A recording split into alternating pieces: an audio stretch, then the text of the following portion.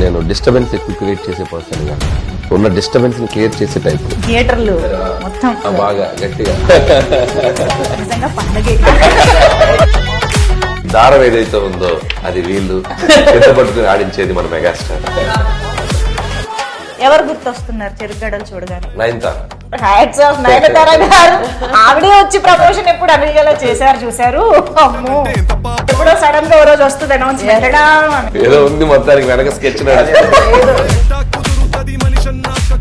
పెళ్ళైన ప్రసాద్ పెళ్లి కాని ప్రసాద్ కలుస్తున్నారు అనమాట. చాలా మంచి గెస్ అయింది. కంప్లీట్ మాస్ లో కనిపించారు. ఎంత బాగుంది, హ్యాండ్సమ్ గా.